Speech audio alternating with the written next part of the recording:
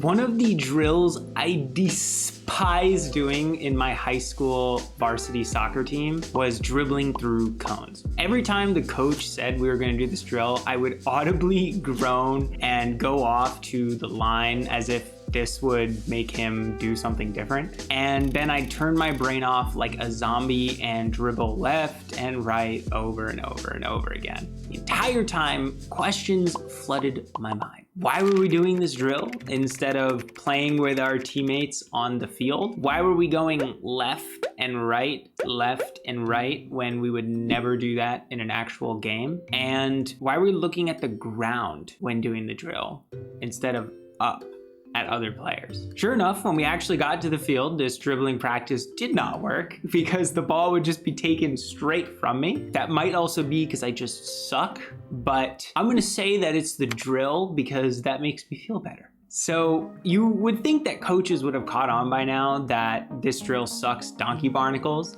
but to this day, many fail to ask the simple question of why?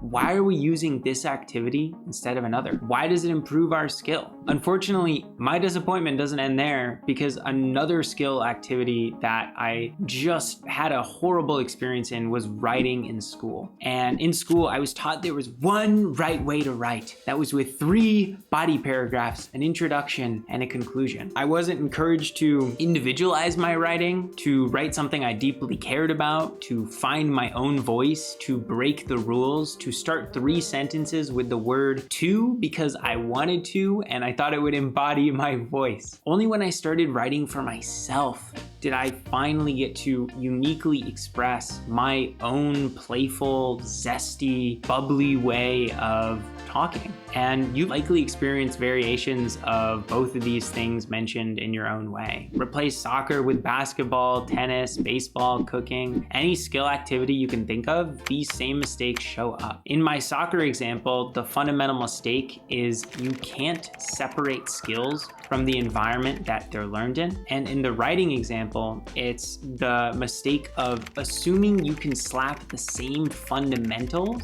onto everyone and have them work the same. So let's explore both of these 2 mistakes more in depth and the solutions so we can practice skills in a more informed manner. Firstly, mistake 1 of separating skills from their environment that they're used in. A real soccer game, pardon my word, it's fucking chaos.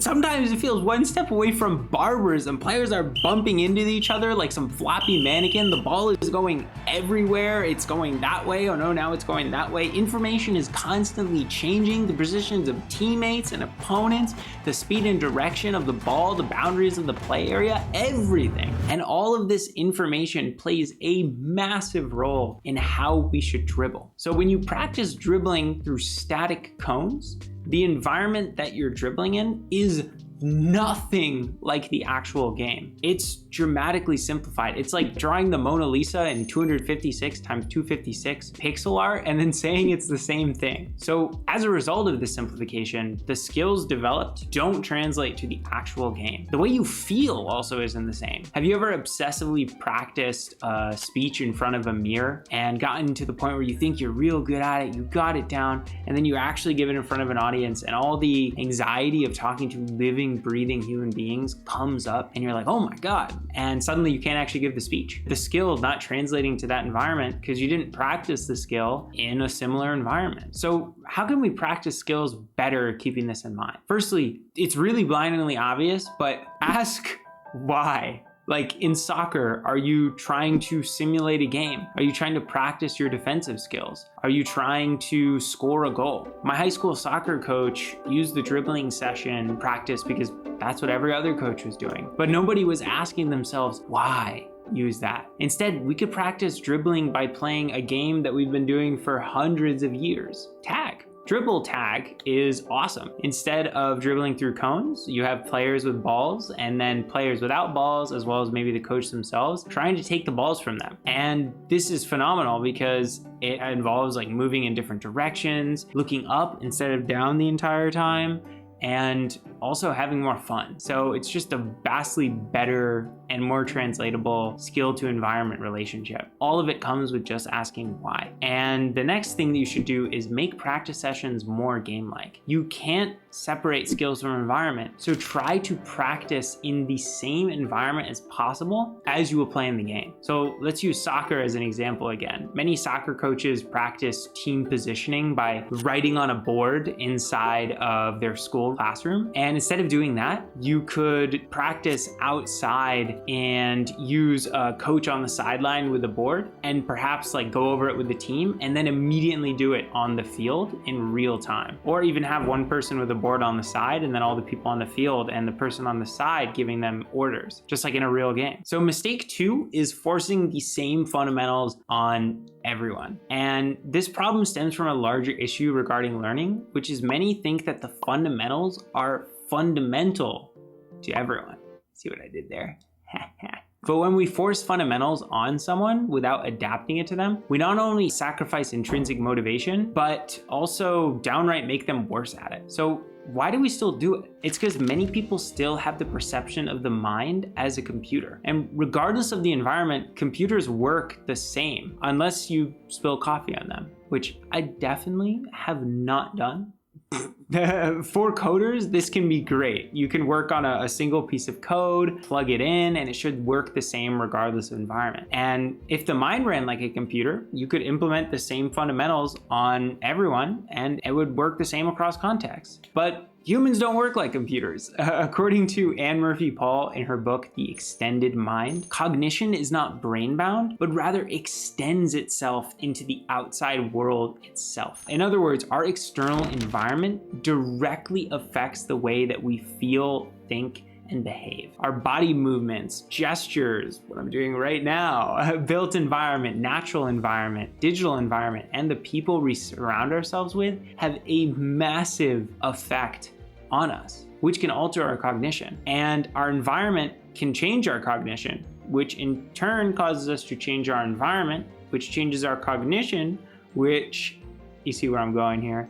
It is a interdependent dynamic system. So for example, as an avid writer, I love taking long walks in nature to think, partly because I think the open environment literally expands my mind and opens me to creativity. And also because I want to enjoy the environment before climate change kills us all. I'm joking. I just thought I would make a dark joke there. This next point is very important. Everyone perceives the same thing different because perception comes through the relationship between the subject and its environment. One study showed that people perceive a stair differently depending on their height in relation to it. So in the study, short people perceived taller stairs as walls, whereas taller people tended to perceive more variations in height as stairs because they could still walk up it. So same environment, different perceptions. And similarly, in visual arts, the perceptions of color, form, and space can vary dramatically among individuals based on their visual acuity, cultural background, and even emotional state. Like in the United States, I see red and I think, oh no, big bad, evil, blood, death. Whereas in China, red associates with prosperity, happiness, and fortune. So in ecological dynamics theory, which is a revolutionary theory of learning, it's said that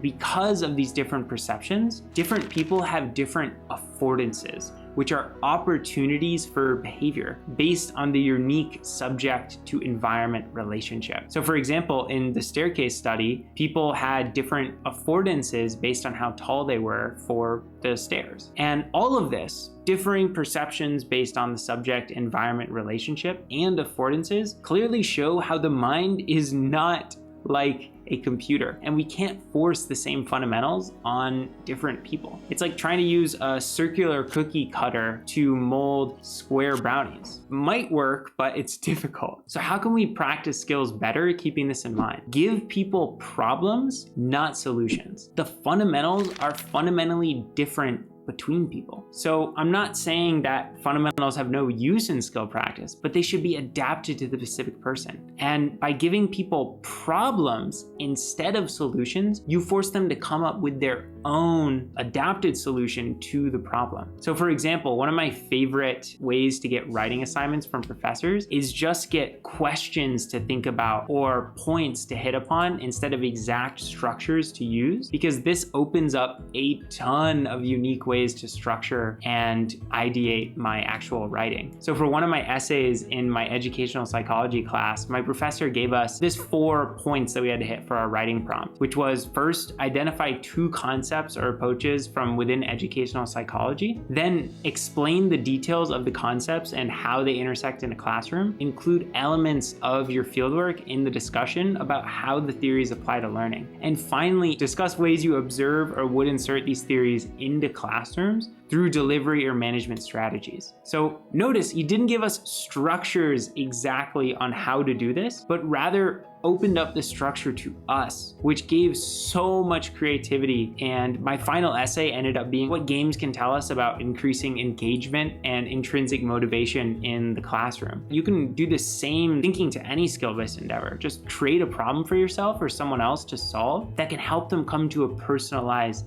solution. Thankfully, by uncovering both of these learning mistakes, separating skill from the environment that it's created, and trying to slap the fundamentals on everyone, I'm beginning to learn a lot more mindfully. And that's the beautiful thing about meta learning. Through sharpening your meta learning skills, you can vastly improve your learning when you do start. All starts with asking why. If you want to watch more videos on meta learning, I highly recommend you check out my video on what games can tell us about 10 timings our learning effectiveness up above. As always, have a fantastic rest of your day, eat some peanut butter, and bye-bye.